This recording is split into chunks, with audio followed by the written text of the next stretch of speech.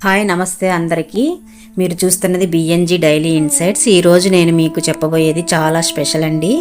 వైకుంఠ ఏకాదశి రోజు నేను వెళ్ళిన శ్రీనివాస మంగాపురం అనుభవం గురించి. అక్కడ ఫుల్ రష్, జనాలు తట్టుకోలేనంతగా ఉన్నారు. కానీ అంత రష్లో కూడా దర్శనం అయ్యాక వచ్చిన ఫీలింగ్ మాటల్లో చెప్పలేను. శ్రీనివాస మంగాపురం విశిష్టత.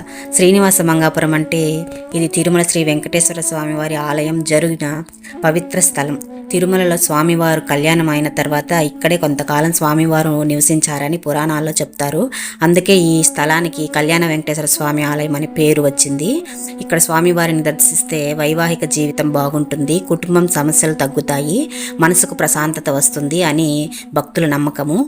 వైకుంఠ ఏకాదశి రోజున, వైకుంఠ ఏకాదశి అంటే ద్వార దర్శనం, పాప విమోచనం, ఆధ్యాత్మిక శక్తి పెరిగే రోజు. ఈ రోజున శ్రీనివాస మంగాపురంలో అడుగు పెట్టడమే ఒక పుణ్యం అనిపించింది. చుట్టూ చూస్తే చిన్నపిల్లలు, వృద్ధులు, ఆడవాళ్ళు, కుటుంబాలు అందరూ ఒకటే ఆశతో స్వామివారి దర్శనం ఒక్కసారైనా కావాలి అని ఫుల్ రష్ అనుభవం అన్నమాట ఇది. నిజం చెప్పాలంటే అక్కడ రష్ చూస్తే ఇవాళ దర్శనం అవుతుందా అనే భయం వచ్చింది. అంత జనం ఉన్నారు. కానీ స్వామివారి మీద నమ్మకం పెట్టుకొని శాంతిగా లైన్లో నిలబడితే చాలు. చెప్పాలి అంతే. కాళ్ళు నొప్పి, ఎండ, తోపులాట్లు అన్నీ ఉన్నా కూడా మనసులో ఒక్క మాటే, స్వామి ఉన్నాడు, ఆయన దర్శనం జరుగుతుంది అని నమ్మకము. ఇకైతే మేము ఇంకా ఫ్రీ లైన్ అయితే వెళ్ళాము.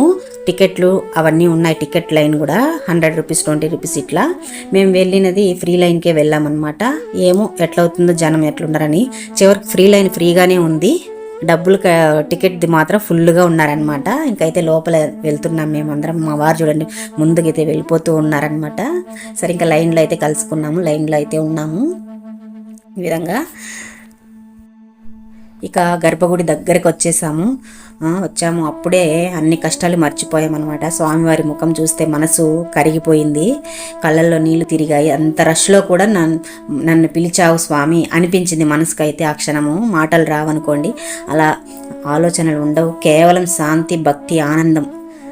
ఈ వీడియోలో చూస్తున్న మీ అందరికీ శ్రీనివాస మంగాపురం కళ్యాణ వెంకటేశ్వర స్వామి ఆశీస్సులు ఉండాలి. మీరు కూడా వైకుంఠ ఏకాదశి రోజు కానీ లేదా ఏ రోజైనా కానీ ఒక్కసారైనా ఈ ఆలయాన్ని దర్శించండి. వీడియో నచ్చితే లైక్ చేయండి, మీ అనుభవాన్ని కామెంట్లో చెప్పండి. ఛానల్ అయితే సబ్స్క్రైబ్ చేసుకుని జై శ్రీనివాస, జై వెంకటేశ్వరాయ నమః. ఇకైతే చూడండి, ఇక్కడ నేనైతే ఒక్క విషయం చెప్తున్నాను.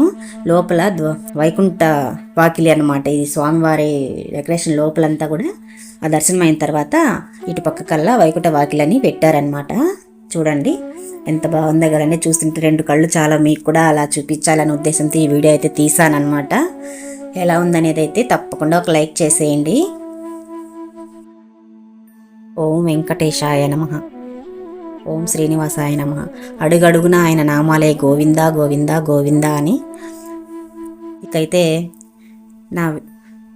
ఇక ఆ ద్వారం నుంచి అటు వచ్చి స్వామివారి వెనక నుంచి ఇటు పక్క వచ్చేసేదన్నమాట. అలా వచ్చాము. ఒకసారి మన సబ్స్క్రైబర్స్ అందరూ కూడా చూస్తారనే ఉద్దేశంతో ఈ విధంగా అయితే పెట్టానన్నమాట. ఎలా ఉందనేది అయితే ఒకసారి నాకు కూడా కామెంట్లో తెలపండి. మరొక వీడియోతో మళ్ళీ కలుస్తా. బాయ్ అండి.